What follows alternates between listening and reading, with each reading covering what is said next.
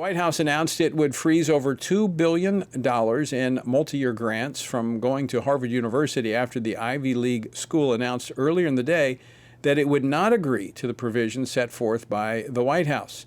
The White House had noted that federal funding for the school is, quote, an investment, not an entitlement. And it stated that Harvard has in recent years failed to live up to both the intellectual and civil rights conditions that justify federal investment. But the left is decrying the White House decision, accusing the Oval Office of authoritarianism. Are universities entitled to federal tax dollars with no strings attached? Here now to discuss this, Utah Congressman Burgess Owens, a member of the House Education Committee. Congressman Owens, welcome back to Washington Watch. Thanks for joining us. Hi, Tony. Looking forward to chatting with you, my friend. Absolutely.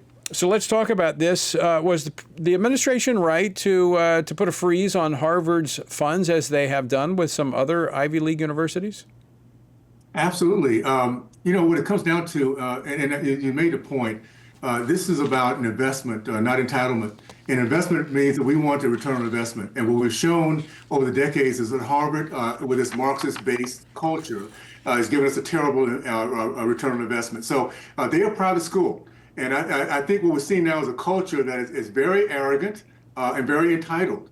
And it's a private school, so I think they should do what they want to do. Just don't expect taxpayer dollars. Let them use the over $50 billion in entitlement. Let them use that to continue their process and see how well it goes for them. So I'm excited about being where we are today. This has gone on way too long with this entitlement mentality from folks who hate our country and teaching our kids how to hate our country. And so the end of the day, continue what they're doing. If they don't want to change, then we'll just stop funding them, period. So I want to emphasize what you said, because I agree with you 100%. They should be free as long as it's not criminal. And of course, some of what they're doing is allowing criminal activity, and that was a part of the stipulations for the funds, that they could not support institutions or entities to meet on the college campus that advocated for breaking the law, which some of these anti-Semitic groups had done last spring. Now, that I put into a different category.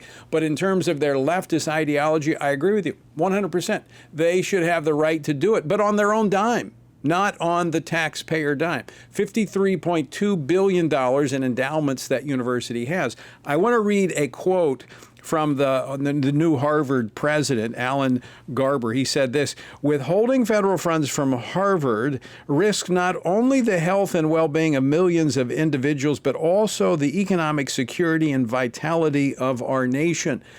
I hate to say this, but it sounds like he has an inflated view of Harvard University. This is what happens when they get an ideology that doesn't believe in God. They replace themselves with it. And I think they need a little checkup to recognize that we're going to do okay without Harvard giving us what they've been giving us lately. So Tony, I'm so excited because we're finally having a conversation about what's best for our country. And the upside too is that we've had the last couple of years, Americans are realizing that these quote elitist colleges are not for our good. And so we're beginning to change our ways and thinking about where we get the best return on investment. And that's when kids can come out without the debt, with a degree that means something, with the ability to have competency and going to work. So we're in the right place. We're having the right conversations. And institutions like this, if they don't change their way, they will go the way of the dinosaur. I really believe that. Just give it time, because we're not going to pay for it.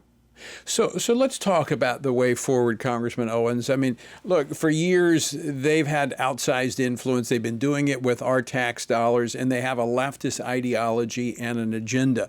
They never complained when the tax dollars that were flowing to them came from the left with those strings attached. But now that there's a change and we actually have an administration that's willing to push back, they don't like it.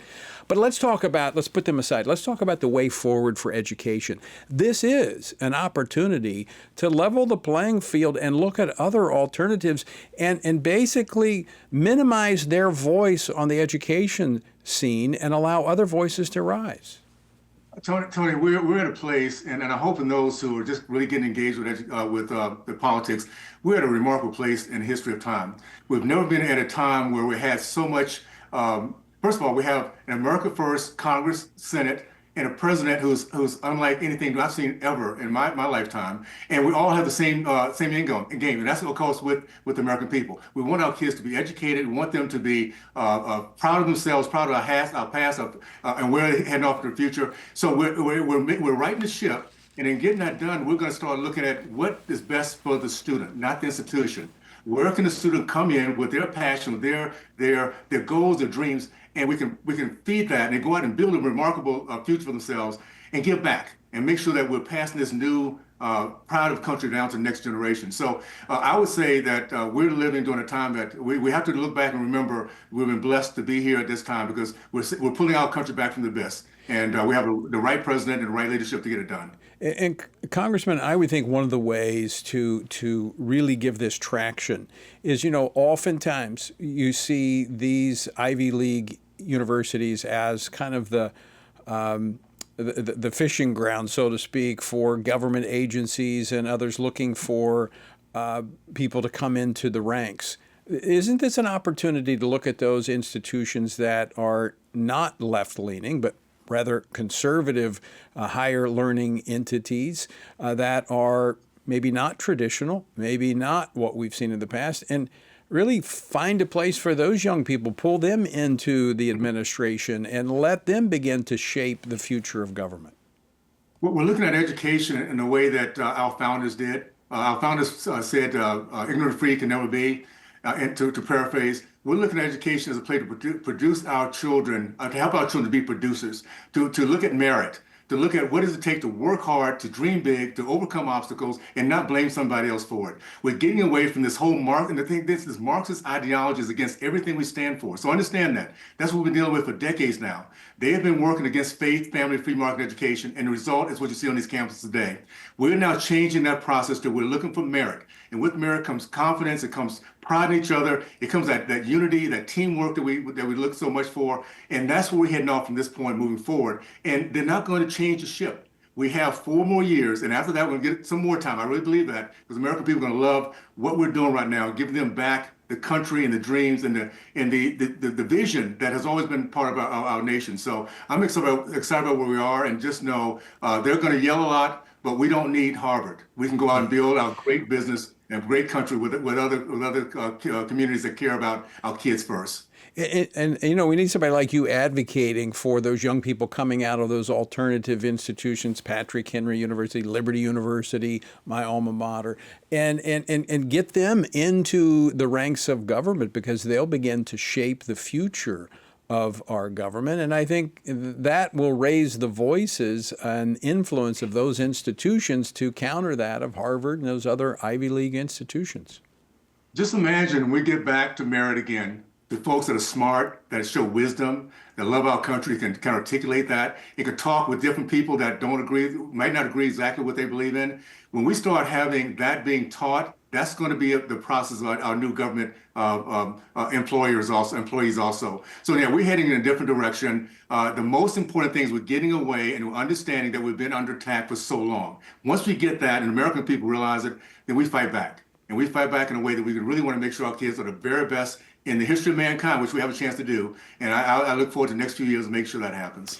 I would be remiss, Congressman Owens, on this tax day if I didn't, again, make the connection between this is our tax dollars that have been going to fund these institutions.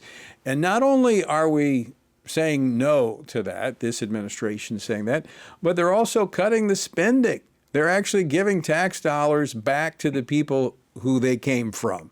Talk a little bit about that and what you hope to see coming from both the reconciliation that's going to be advancing as well as the rescissions, the cutting back of some of the spending that was already allocated. I think that the biggest thing is we're looking at just a different way of viewing government. We've kind of taken for granted that government is bloated, that they have people that work that are very lazy, that have no return on investment, no sense of accountability.